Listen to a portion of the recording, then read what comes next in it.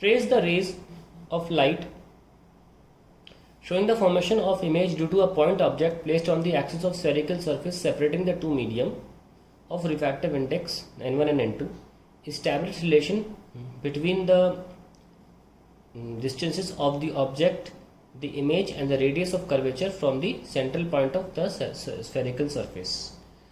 Let's start. और बाद में बोला गया तो ये ए पार्ट है और ये बी पार्ट है, बाद में बोला है hence derive the expression for lens makers formula. चलिए पहले तो हम पहला पार्ट कर लेते हैं.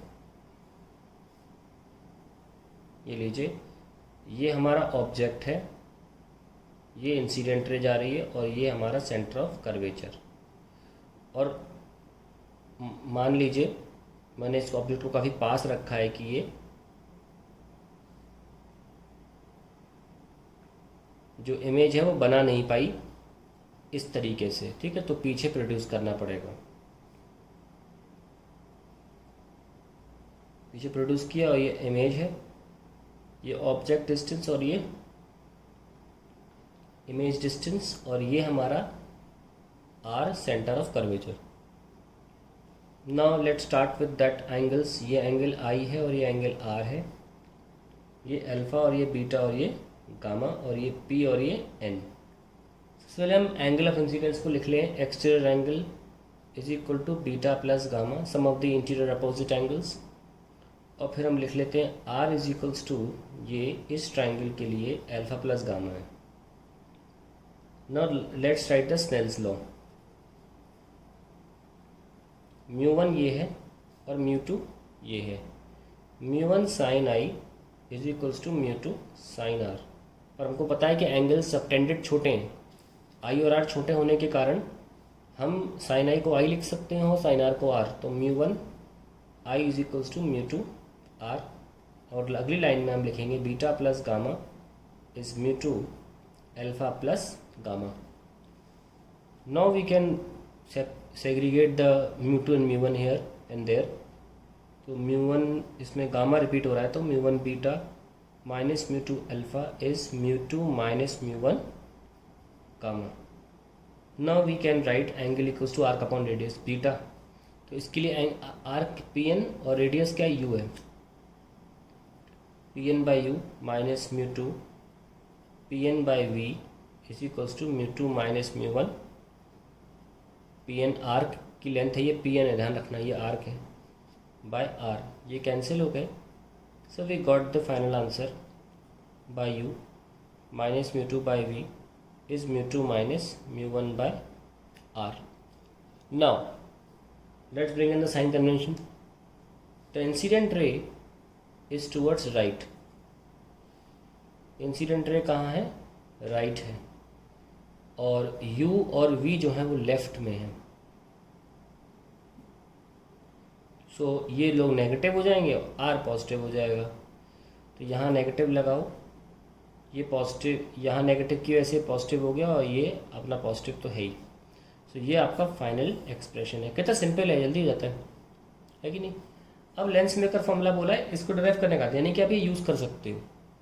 तो very simple, μ1 by minus U plus μ2 by V is μ2 minus μ1 by R. इसको यूज़ करना है. तो फर्स्ट इस सरफेस पे होगा और इसको I1 बोलेंगे. आपको पता है कैसे करना है, कई बार हम कर चुके हैं इसको. फर्स्ट सरफेस के लिए हम कैसे लिखेंगे, μ1 by U plus μ2 by I1 is μ2 minus μ1 by R1. ये फर्स्ट इक्वेशन हो गई. सेकेंड सरफेस के लिए अब सेकेंड सरफेस अगर आएगा तो डेंजर से एरर जा रही है, तो u के ऊपर जो है वो μ2 आएगा. ठीक है, μ2 के नीचे u आएगा.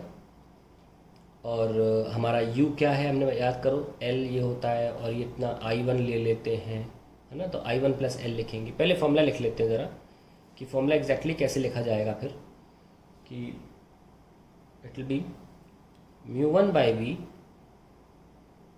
Minus μ2 by U equals to μ1 minus μ2 by R2। इस तरीके से फ्लिप हो जाएगा, 2 की जगह 1, 1 की जगह 2, फ्लिप करना, दैट्स इट। हमें इसे फ्लिप करना है। सो अब हम लिखते हैं μ1 के नीचे तो आएगा v, क्योंकि फाइनल इमेज तो वही बन रही है, ये देखो फाइनल इमेज, तो हम इसको तो v लेते हैं, और माइनस μ2, और ऑब्जेक्ट डिस्टेंस है I1 प्लस L, है ना, इज μ1 माइनस μ2 बाय R2। ये हमारा सेकंड है। अब हम L को नेग्लिजिबल मान लेंगे। देखिए पहले करा होगा, तभी मैं इतनी कैजुअली कर रहा हूँ कि पहले करा है आपने, तो नेग्लिजिबल मान लेंगे, तो ये देखो ये कैंसिल हो जाएगा, and then we can just take common, 1 by V minus 1 by U is μ2 minus μ1, 1 by R1 minus 1 by R2। So μ1 को नीचे ले जाएं, इस पोर्शन को f लिख लें। आप देख सकते हैं कि अब ये कितनी जल्दी हो जाता है सॉल्व, है ना। तो अगर आप पके पकाए फॉर्मूला आपको इस्तेमाल करने को बोला जा रहा है तो करिए ना। देखो लेंस मेकर भी कर दिया मैंने, एक पेज में पहला पार्ट दूसरा पार्ट दोनों कर दिए, और सही तरीका है करने का, पूरे पार्ट मिलेंगे आपको इसमें। So remember this, how to attempt lens maker formula when you have the liberty to use a पका पकाया फॉर्मूला।